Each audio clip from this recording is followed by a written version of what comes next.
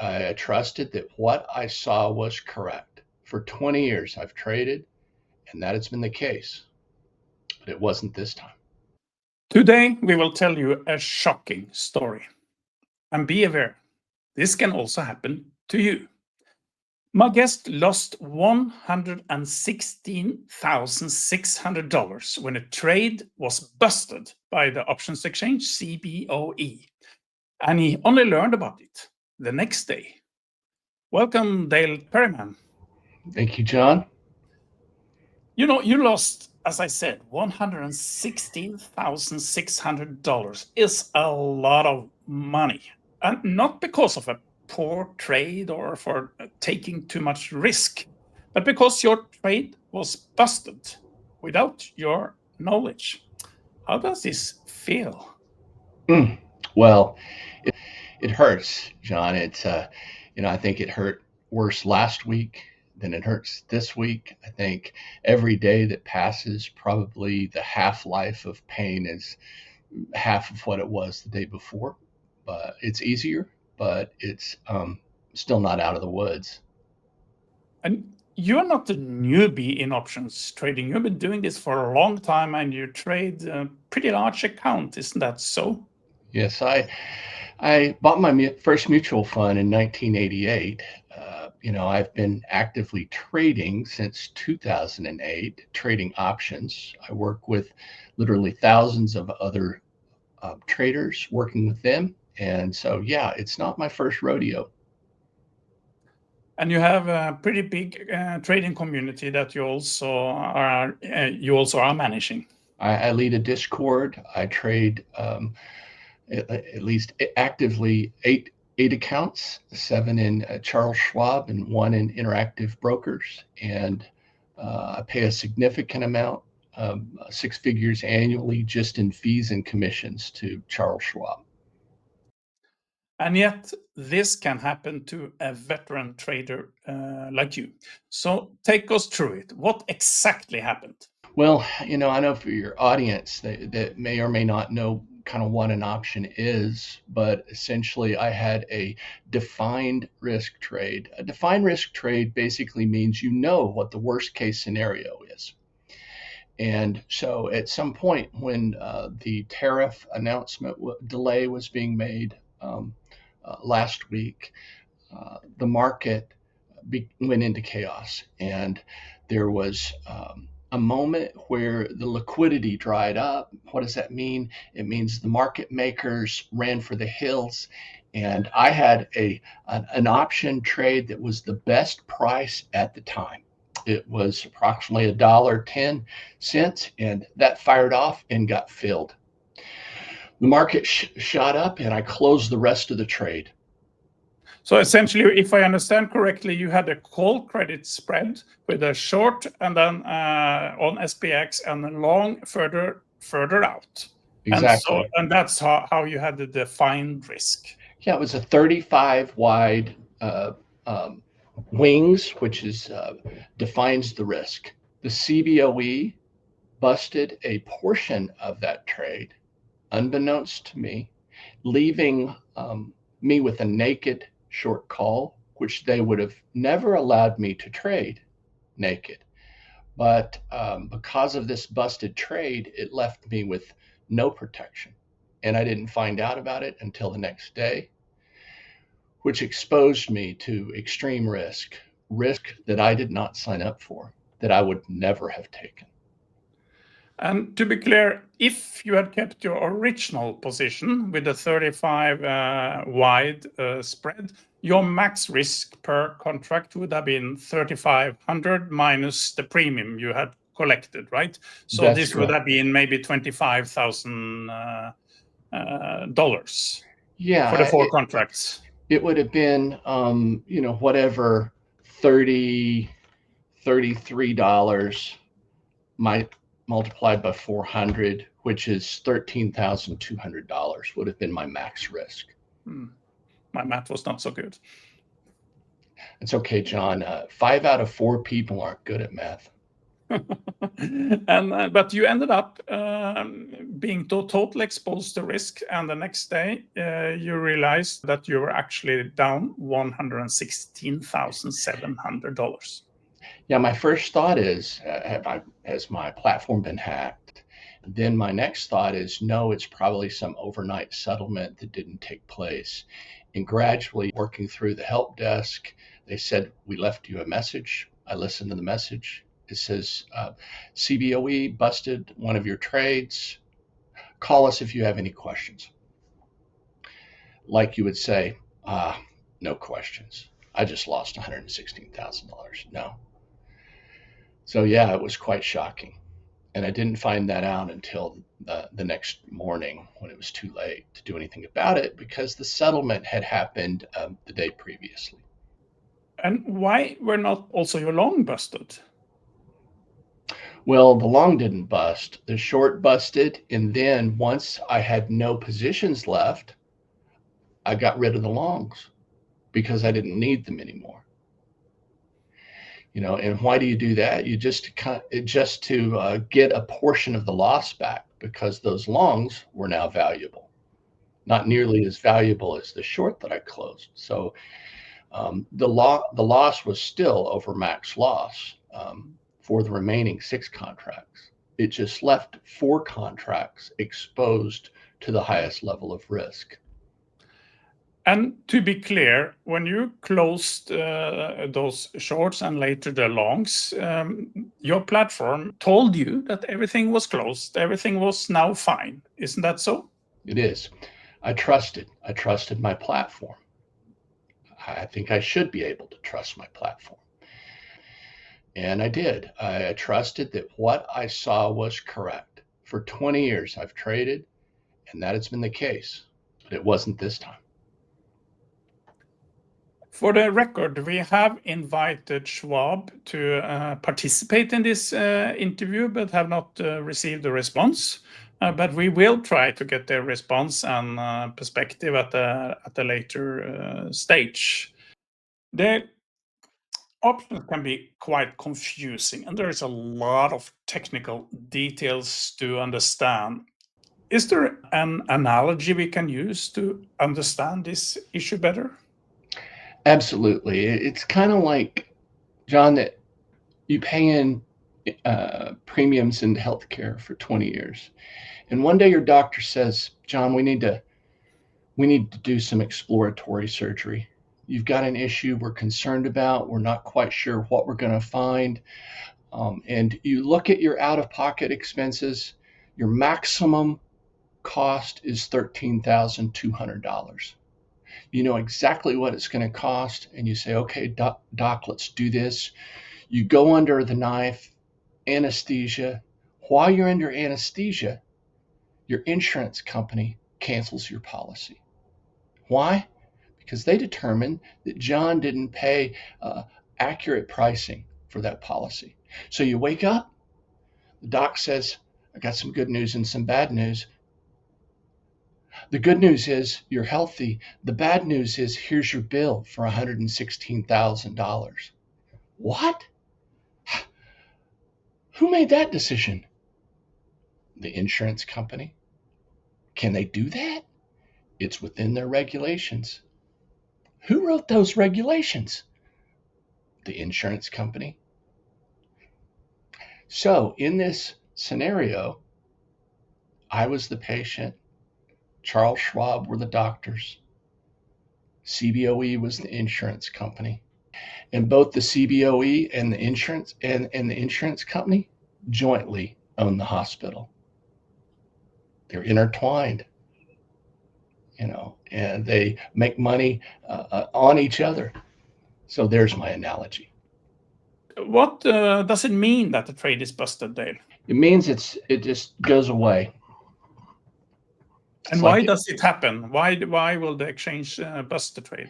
Well, the CBOE is a self-regulating organization, which basically means they have made up their own rules subject to oversight by several government agencies, including FINRA, including the SEC, and there may be a few other alphabet soup, letters of governmental agencies that oversee them. There's basically a 700-page document that defines what they can and can't do. Embedded in that document are probably 5 potential reasons why a trade could get busted. Now, I'm going to speculate about what their reasoning was because, frankly, I have not got a solid answer from the CBOE because you cannot talk to the CBOE unless you're a member of the Chicago Board of Exchange. The only way you're a member of the Chicago Board of Exchange is you pay a price like brokers are members and they can pick up a phone and talk to the CBOE, but a normal trader cannot. But surely then your broker has explained in details after talking to CBOE what happened. Not exactly, but the most likely cause is what they deem blatant inappropriate pricing. What does that mean? It means that the price is extremely different than what they think it should be. So the fine print of it allows a limit order to be busted entirely. I believe if it wasn't a limit order, they would have had to adjust price differently. So it's blatant misappropriation of a blatant mispricing is kind of this category, and there's a certain percentage by which it has to be different than the last pricing. So when liquidity dried up, my price was the best price. A few seconds later, the best price was $15. So the difference in $1.20 and $15, they deemed that price wasn't a proper. And to remind everyone, this was Wednesday, April 9, when the news came out that President Donald Trump had postponed most of the tariffs with 90 days. So the market made a huge jump in a matter of seconds, one of the biggest jumps we have seen in a short time ever. So that's the situation where this happened. And probably it was the biggest move we've seen since Black Monday in 1987. And many saw bad fills in that moment too, when if the stops actually were triggered. Yes, many bad fills. But I think this one is different than just a bad fill. It was something happened to me that was absolutely outside of my control, that any trader would have done exactly what I did. But there's about 5 variables that had to be lined up in order for this to happen. So it's a very rare event, but it happened to me. What are those 5 variables? One, I have to have a trade on. I have to be in that trade. I have to have had an order in that moment. It wasn't my fault that it got filled, but it did, and probably had somebody on the other side had to complain about it, and the CBOE had to grant that bust. Mm-hmm. Now, John, what I think is that the person that was on the other side of that trade was probably more powerful than I was. He probably paid into the CBOE. He probably had a hotline phone call to be able to talk to them. He was probably a powerful customer. You must have asked yourself this question many times. Is there anything that you could have done differently? Absolutely not. I've been doing this same trade for years, and we talked before we started the podcast. It's the same trade that you do, and it's the same mechanics that you do. So I can't think of anything I could have done differently. And I actually had the experience of a very bad fill in that same moment, but was lucky, and it ended up with a profit because it was a stop I put on the long after I had closed the short. And then a stop that was, when the market was at 60, the stop was set at 40, and it filled at 17. But I still came out in a profitable position. But it just explains how crazy the market were in those few seconds or few minutes. It was the craziest I've seen in 20 years. So what have you done after you discovered this? Who have you talked to? Who have you contacted about this? I've been in regular conversations with Charles Schwab. I've presented them a proposal that I believe is very fair. Up to this point, they've turned it down. I continue to have those discussions. I have contacted my congressman, U.S. congressman. It was Brandon Gill. I have had 2 interviews with the Wall Street Journal. I'll have another one today. We've contacted the CBOE. So far, their response has been talk to your broker. I'm now working through people who know people at the CBOE attempting to get an audience, but it's very difficult to get a forum with the CBOE. It's kind of like, and as I put in a video that I put out, it's kind of like if I wanted to contact Kim Kardashian, it's just kind of, that's not going to happen. In a fast-moving market like this, there are, let's say, essentially 3 players. There is the CBOE, the exchange, and then there is the broker, in this case Schwab, and then there is us, the retail, the trader who's putting the trade. And how are you thinking about how the responsibility when things go wrong should be shared between these 3 players? Because in this case, you got the full bill. Yeah. The CBOE also has about 8 companies that are market makers. One of them an example would be Citadel. It's companies like that provide liquidity. They're also called market makers. And they have a responsibility during times of chaos to provide liquidity to a marketplace. So running for the hills is unacceptable. It's kind of like you create a group to deal with what we were dealing with, and they were running away like a Monty Python, run away, and so that's unacceptable. Second, between CBOE and Schwab, they need a system that instantly tells a trader that a trade has been busted. Waiting till the next day is unfair and it's unacceptable. So we need to put legislation in place to prevent that kind of thing from occurring. Because if something bad happens, you deserve to know about it. And knowing about it the next day is completely unacceptable. But Dale, you have traded for many years, and for sure you have taken quite a few big losses, maybe even as big as this one. What do I know? What is different with this one? What's different about this one is there was something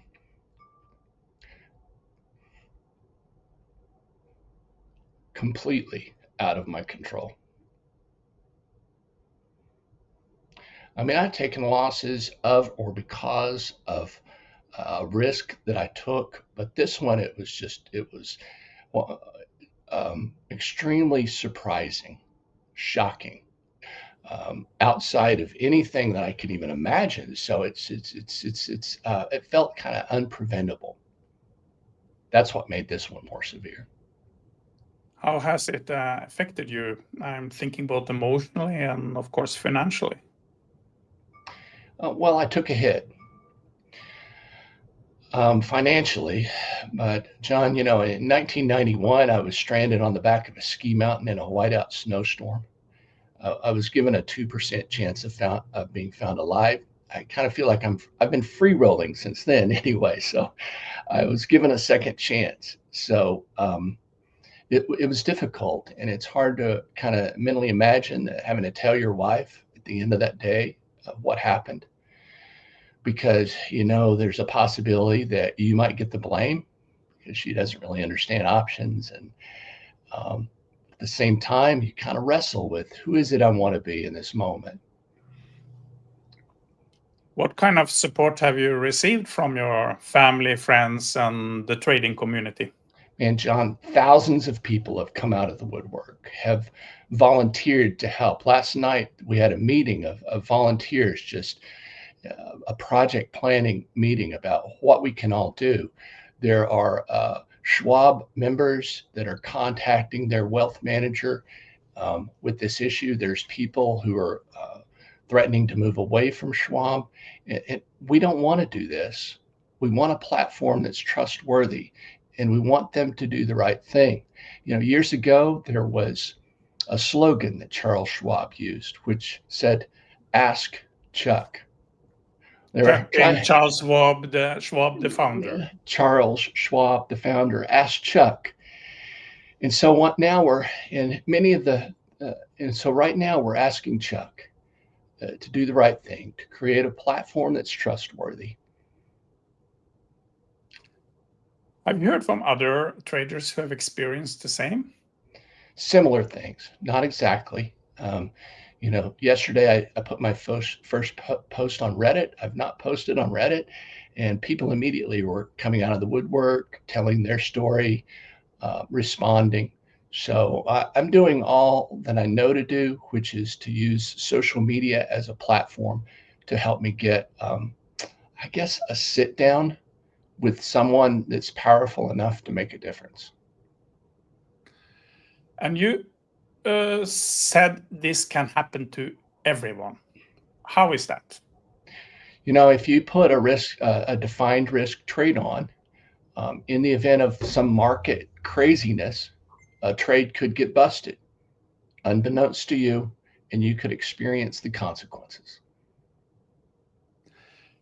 Are there any precautions a regular retail trader can take? I think I would consider taking things off as a spread, putting things on as a spread.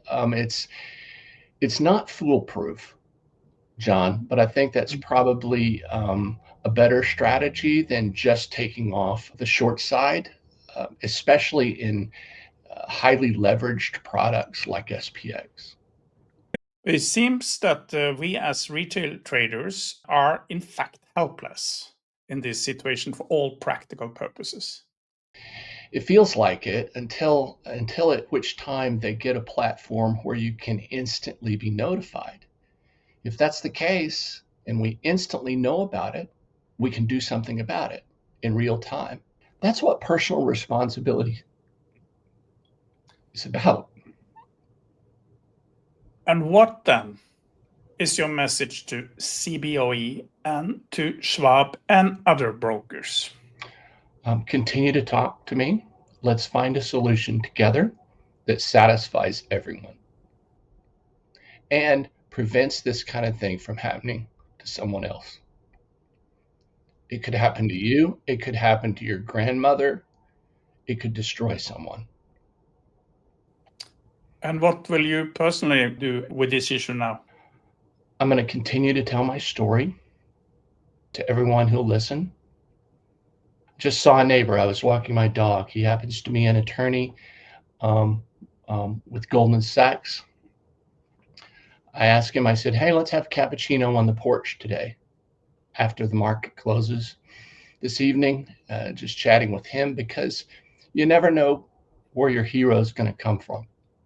In 1991, a hero found me and rescued me off the backside of the mountain. I'm in search of another hero. Dale, thank you very much for sharing your story, which is quite shocking to many of us who are trading options, because it is the realization this can happen to us, and we are basically helpless in a situation. You are able to weather this loss. The next trader may not be able to weather that loss as well. So thank you very much for joining in and sharing this story. And we will keep trying to get the response from Schwab to hear what they have to say.